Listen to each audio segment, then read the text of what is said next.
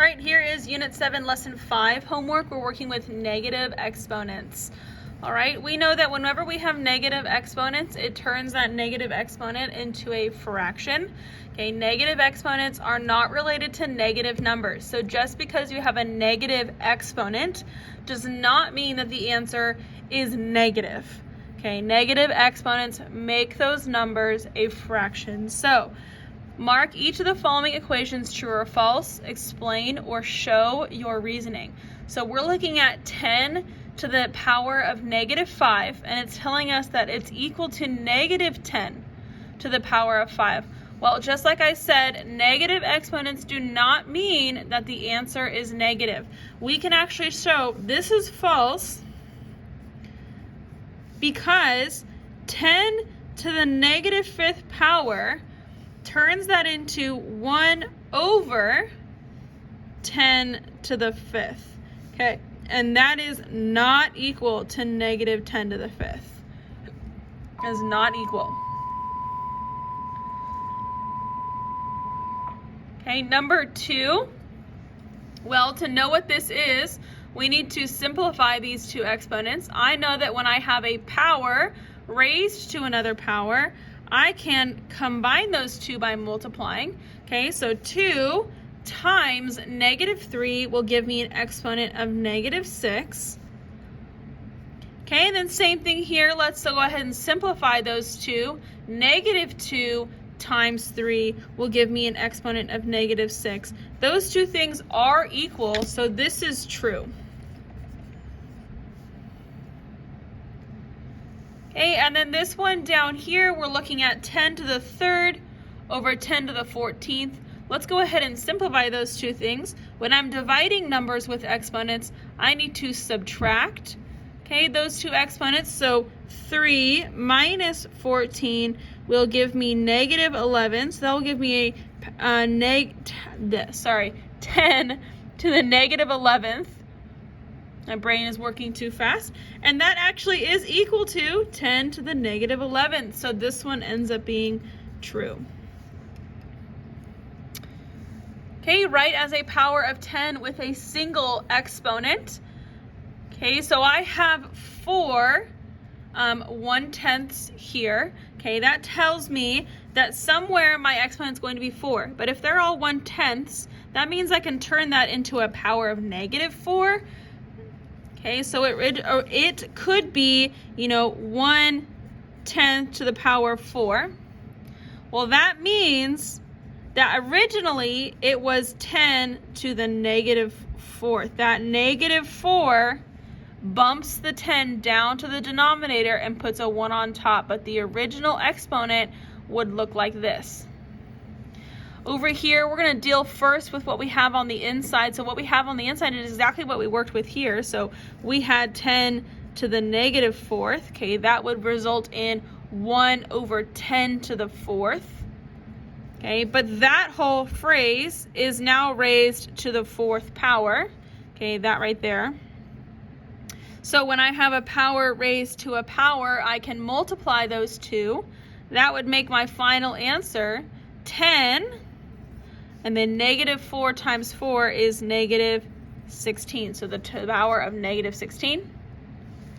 Okay, this could be turned into 10 to the -3rd power. Okay, times 10 to the 7th. Well, I know when I'm multiplying numbers, I can add their exponents. Okay, -3 plus 7 will give me a +4. That means my answer is 10 to the 4th. 5A, okay, I'm looking for some work here. I know that when we are multiplying numbers with exponents, we add the exponents. So I could do -4 plus -3. That will give me an exponent of -7. So the result would be 10 to the -7th.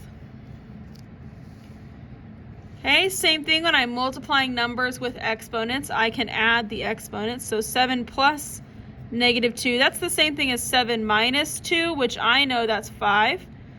Okay, that would make an exponent of 5, so 10 to the 5th.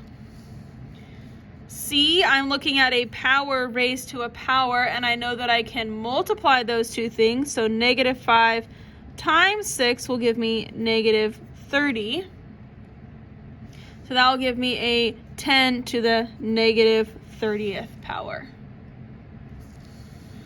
6a, it's what number, okay, will help me get 12 here. So I kind of can think of this as like a mystery number, x, and I'm adding exponents because the numbers are multiplying, plus negative 6 is going to give me 12. Okay, I need to add these two exponents together to get 12. Well, plus negative 6 is the same thing as just minus 6, and now I just have a equation here. So I can get that negative 6 over to get x by itself by adding 6 on both sides.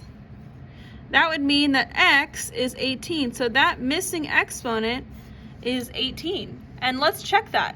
18 plus negative 6, will that equal 12? Well, 18 plus negative 6 is the same thing as 18 minus 6. And yes, 18 minus 6 is 12. Here I'm thinking, okay, 17, okay, first of all, these two numbers are being multiplied. So I can add their exponents together. So 17 plus some mystery number is going to equal negative 3. I can do the same process here. Move the 17 over. Now I'm thinking negative 3 minus 17. It is getting more negative. Okay, I can just turn that into a plus negative.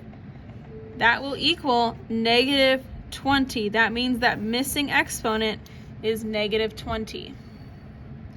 Okay, all the way down here in number 7, we have a volume question, kind of reviewing volume. This is going to be of a cone. So I have a cone.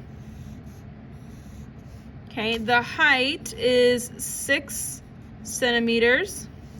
And the diameter, that means all the way across, is 8 centimeters. Well, first of all, I don't need diameter. I need radius, which is just half of that. So half of 8 is 4. So the radius is 4. Okay, and I want to find the volume. So I know the volume equation is volume equals pi r squared times height, and it's a cone, so divide by 3. So we'll just substitute. R is 4.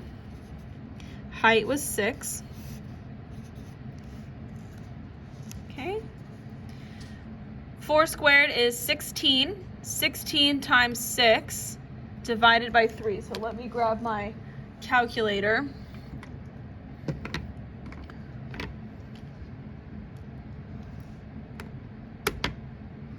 Let's see, I don't have a calculator near me. Well, 16 times 6 is 96, so I have 96 pi up here, divided by 3. Well, I know that that's 96 divided by 3 is 32 pi. Let me go grab a calculator so I can actually get the final answer. Here we go. So let's just check my math so far. So we have 4 squared, so 4 squared, which is 16, okay, times 6, okay, I was right, that's 96, divided by 3 is 32, perfect. So all I need to do is 32 times 3.14, okay, I will get volume equals 100.48, and our units is centimeters, and it's volume, so it's always cubed. All right, and that is Unit 7, Lesson 5 homework.